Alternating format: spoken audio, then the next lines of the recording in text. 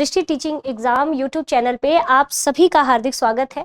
तो आज हम लोग ईएमआरएस शिक्षक भर्ती में आपके जो विषय का संयोजन होता है उसके बारे में हम लोग चर्चा करेंगे, क्योंकि सबसे ज़्यादा एक विद्यार्थी के सामने सबसे बड़ा चैलेंज होता है कि आखिर में जब भी वो टीजीटी का फॉर्म भरे, क्योंकि पीजीटी में तो इतनी दिक्कत नहीं होती जितना टीजीटी में दिक्कत होती है आपके सब्जेक्ट कॉम्बिनेशन को लेकर के।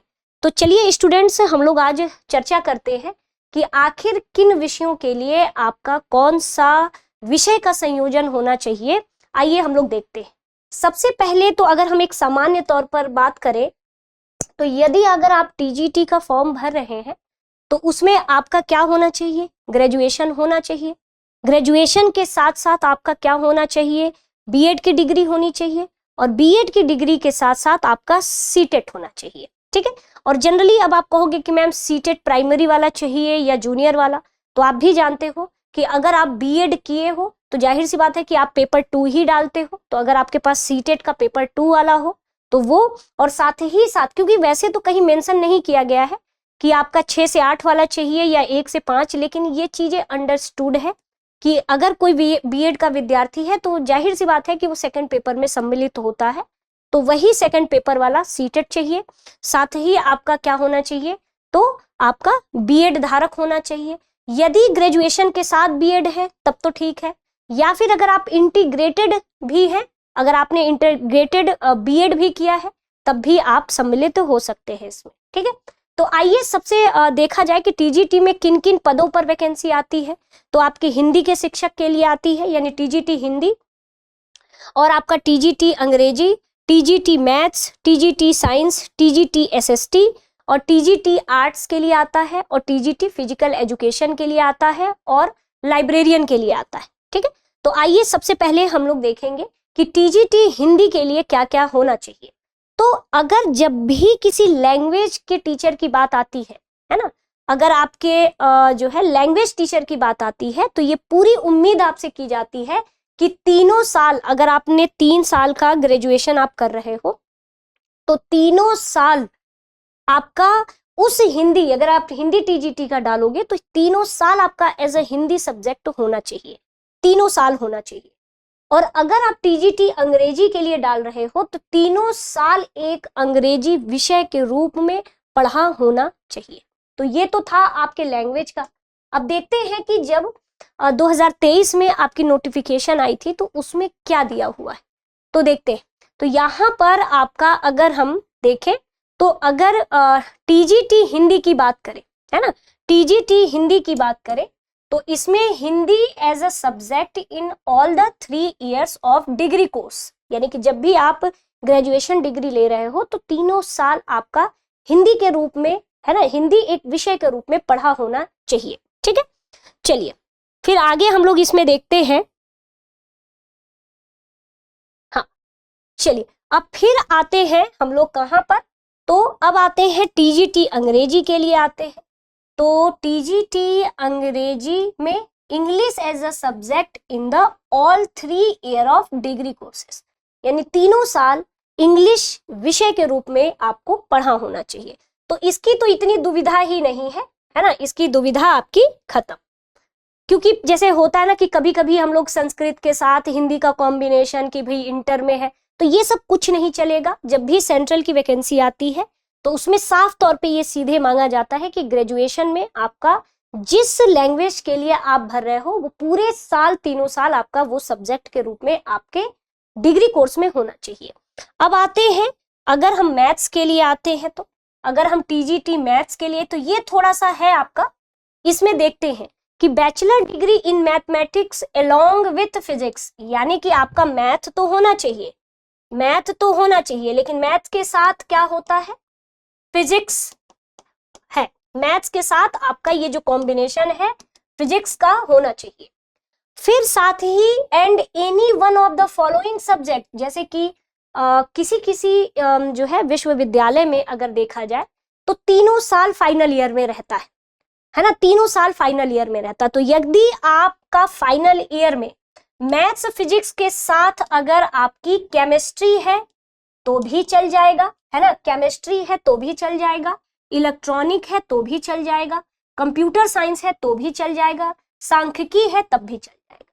जैसे जैसे देखो कुछ विश्वविद्यालय है जहां पर अगर देखा जाए तो 3 विषय पूरे 3 साल रहते हैं, लेकिन कुछ ऐसे विश्वविद्यालय है, जैसे कि मैंने जब ग्रेजुएशन किया था तो मेरे लास्ट ईयर में फाइनल ईयर में सिर्फ 2 ही विषय थे, फाइनल ईयर में मेरे सिर्फ 2 ही विषय थे, तो उसके बारे में भी आगे EMRS नोटिफिकेशन में कहा गया है। तो देखो, तो सबसे बड़ी बात कि मैथ फिजिक्स तो होना चाहिए। इन दोनों के अलावा यदि आप केमिस्ट्री, इलेक्ट्रॉनिक, कंप्यूटर साइंस या सांख्यिकी यानी कि स्टैटिक्स है आपका, तो आप मैथ्स TGT के लिए जो है योग्य है। ठीक है, फिर अगर आपसे next, in case such universities which provided for only 2 subjects out of the 6 as a mention above in the final year of graduation, है ना, यानी कि जब कोई यूनिवर्सिटी ऐसी होती है जो फाइनल ईयर में सिर्फ उसके 2 सब्जेक्ट होते हैं, जैसे कि मैंने भी जब किया था, है ना, तो वहां भी मेरे में भी फाइनल ईयर में 2 ही सब्जेक्ट था। ठीक है, ग्रेजुएशन में the candidate should have study math और फिजिक्स, यानी कि जहां पर बात ये आ जाती है कि फाइनल ईयर में 2 ही सब्जेक्ट होना चाहिए, तो ये पूरी उम्मीद है कि आपका मैथ्स के साथ फिजिक्स होना चाहिए, फिजिक्स होना चाहिए, मैथ्स के साथ क्या होना चाहिए, फिजिक्स होना चाहिए फाइनल ईयर में। और साथ ही साथ पहले और दूसरे साल में या तो आप केमिस्ट्री से पढ़े हो, चाहे इलेक्ट्रॉनिक्स से पढ़े हो, चाहे कंप्यूटर साइंस से पढ़े हो या स्टैटिक्स। जैसे कि किसी बच्चे का, मैंने कहा कि सपोज दैट मैंने कहा कि मैं जब BSc कर रही थी तो मेरा मैथ्स था और मेरा फिजिक्स था और मेरा क्या था, केमिस्ट्री था, है ना, केमिस्ट्री था, मेरा केमिस्ट्री था। तो मेरे प्यारे बच्चों, तो लेकिन मेरा फाइनल पहले साल और दूसरे साल सेम टू सेम था, 3 सब्जेक्ट था, लेकिन तीसरे साल मेरा ऐसा हुआ कि मैंने केमिस्ट्री को स्किप कर दिया और मेरा फाइनल ईयर में क्या हो गया, मैथ्स और फिजिक्स हो गया। दैट मीन्स कि मैं EMRS किससे भरूंगी, TGT मैथ से भरूंगी, है ना, मैंने स्किप कर दिया। भाई एक सब्जेक्ट स्किप किया जाता है तो मैंने कर दिया। अब या तो मैंने क्या किया कि मेरा पहली साल क्या था, मैथ्स था, फिजिक्स तो रहेगा ही रहेगा, है ना, क्योंकि जो बच्चा अक्सर क्या होता है कि जो बच्चा फिजिक्स पढ़ता है, मैथ्स पढ़ता है, वो अपने साथ फिजिक्स रखता ही रखता है, क्योंकि लगभग दोनों ही, है ना, एक जैसे हैं, दोनों एक प्रकृति के हैं।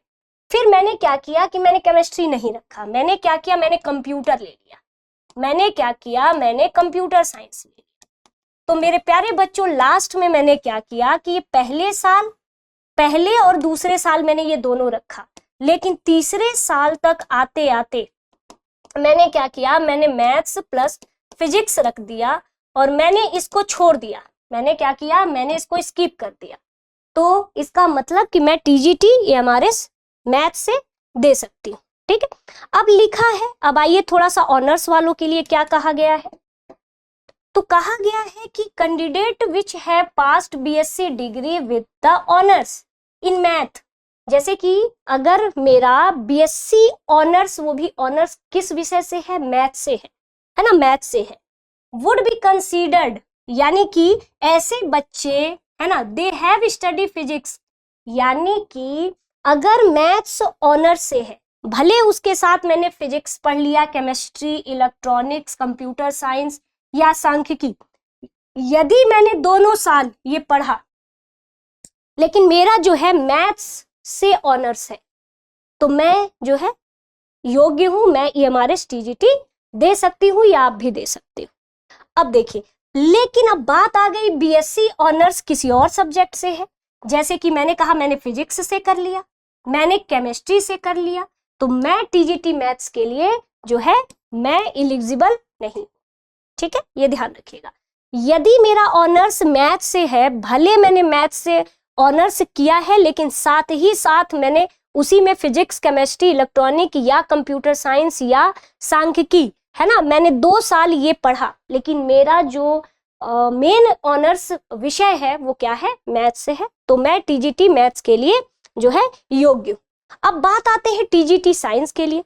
तो TGT साइंस के लिए मेरा पहले तो 3 विषय, कौन सा, बॉटनी, जूलॉजी, केमिस्ट्री, ये होना चाहिए। ठीक है, अब देखो कैसे होना चाहिए, तो तो the candidate should have study botany zoology, या तो तीनों साल, भाई कौन, बहुत सारे ऐसे विश्वविद्यालय हैं जो तीनों साल आपको यही विषय, आप तीनों साल यही विषय लोगे, क्या लोगे, botany zoology chemistry during all 3 year graduation. यानी कि एक बच्चा ऐसी यूनिवर्सिटी में पढ़ रहा है जिसने क्या किया कि उसने बॉटनी प्लस जूलॉजी, है ना, जूलॉजी प्लस केमिस्ट्री, ये तीनों साल लेके पढ़ा है, तो ऐसे बच्चे टीजीटी साइंस दे सकते हैं। लेकिन ऐसे विश्वविद्यालय से अगर वो बच्चा पढ़ रहा है, जैसे कि मैंने कहा कि जैसे कि हमारा इलाहाबाद यूनिवर्सिटी, उसमें भी यही होता है, लास्ट ईयर में 2 ही फाइनल सब्जेक्ट होते हैं, एक विषय स्किप कर दिया जाता है।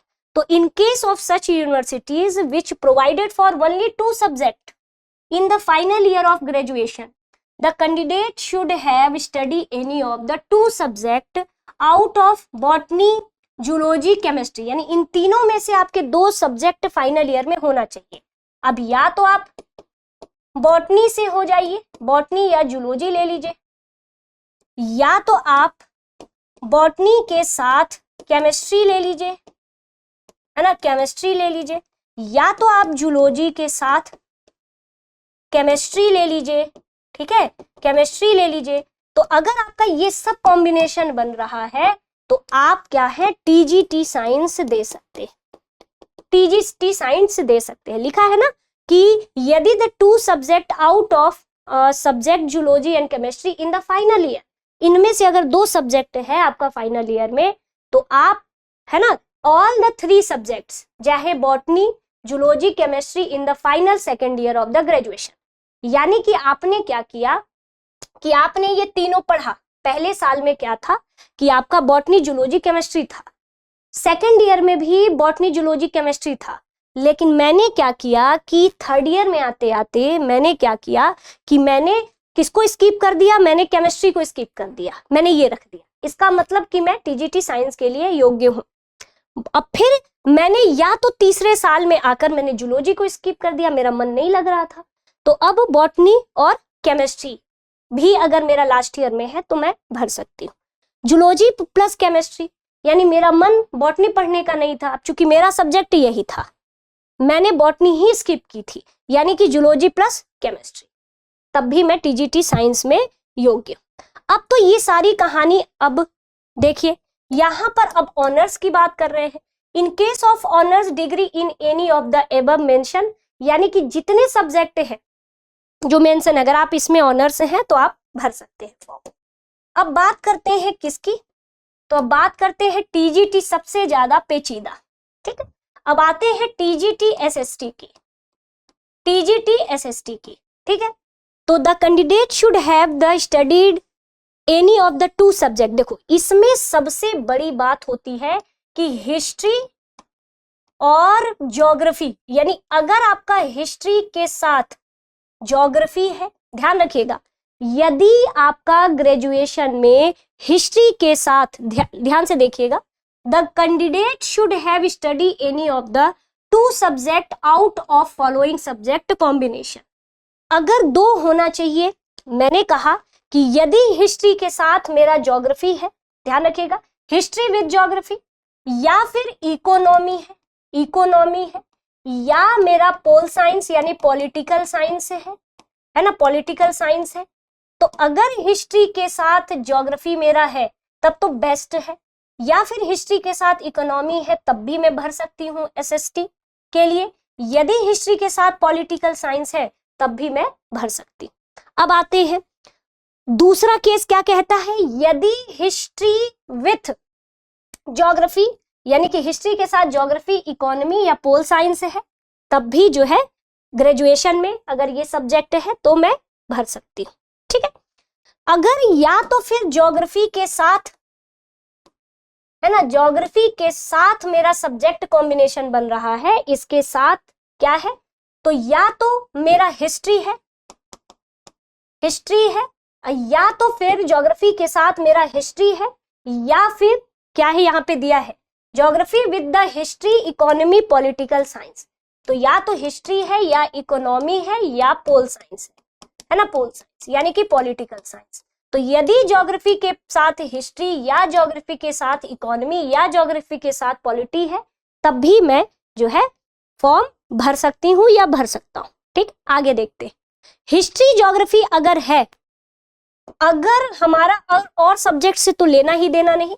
यदि history geography as above should have been the study all 3 year, यानी कि यदि मैंने बीए किया और किसी यूनिवर्सिटी में, है ना, मेरा तीनों साल ये ध्यान रखिएगा कि ज्योग्राफी या हिस्ट्री में पूरे 3 ईयर ये सब्जेक्ट होना चाहिए। या तो आप दोनों रख लो, जैसे मैंने क्या किया कि सपोज दैट मैंने बीए किया, मैंने क्या किया कि मैंने पहले साल मैंने हिस्ट्री रखा और ज्योग्राफी रखा और पॉलिटिकल साइंस रखा। सेकेंड ईयर भी मैंने क्या रखा, तो हिस्ट्री रखा, ज्योग्राफी रखा और पॉलिटिकल साइंस रखा। लेकिन लास्ट ईयर में मैंने पॉलिटिकल साइंस स्किप कर दिया, हिस्ट्री ज्योग्राफी रखा। तो इसका मतलब कि मैं क्या हूं, तो मैं इसके लिए एलिजिबल हूं। ठीक है, यानी मतलब सारी कहानी वही ज्योग्राफी और हिस्ट्री के लिए।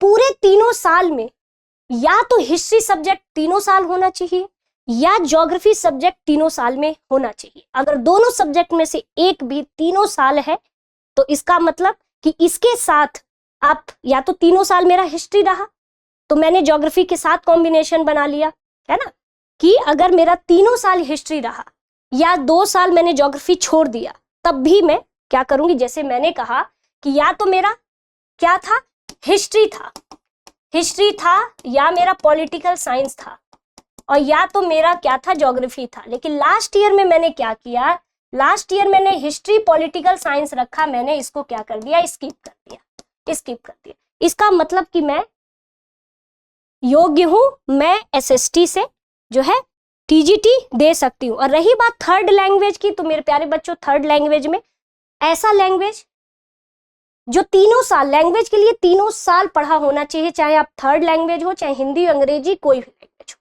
ठीक है, आई होप, और साथ में आपका बीए डिग्री और सीटेट क्वालिफाई होना चाहिए। तो ये था मेरे प्यारे बच्चों आपके सब्जेक्ट कॉम्बिनेशन से रिलेटेड जो आपकी दुविधा होती है उसके लिए। बाकी अगर आपको ईएमआरएस में, है ना, और बेहतरीन कहते हैं कि एकदम बेहतरीन फैकल्टी के साथ आपको आगे तैयारी करनी है, तो ईएमआरएस के अनिवार्य खंड से लेकर जो कि आपके अलग अलग तरह के, चाहे वो हिंदी माध्यम हो, चाहे आपका इंग्लिश मीडियम हो, चाहे संस्कृत, हिंदी, सामाजिक अध्ययन और आपका पीजीटी में अर्थशास्त्र, भूगोल, हिंदी, इतिहास, ये सारे आपके जो सब्जेक्ट हैं वो हमारे दृष्टि ऐप पर मिल जाएंगे, है ना। अगर आपने दृष्टि ऐप नहीं डाउनलोड किया है तो आप कर लीजिए। शिक्षक भर्ती से सारे जितने भी आपके शिक्षक भर्ती से रिलेटेड एग्जाम होते हैं, सभी के कोर्सेस आपको ऐप पर मिल जाएंगे। ठीक है, और दूसरी चीज 18 मार्च से ये आपका शुरू होगा, है ना, जिसमें लाइव क्लासेस, क्लास की पीडीएफ, यहाँ तक कि हैंडआउट और साथ में मॉक टेस्ट और हर वीकली जूम सेशन आपको प्रोवाइड किया जाएगा। तो मेरे प्यारे बच्चों, आपको अगर ये जो है आज की वीडियो अच्छी लगी होगी तो आप जरूर लाइक करिएगा। अगर आपके मन में कोई दुविधा होगी तो कमेंट सेक्शन में कमेंट जरूर कर दीजिएगा। और दृष्टि टीचिंग एग्जाम यूट्यूब चैनल से जुड़ने के लिए आप सभी का बहुत धन्यवाद।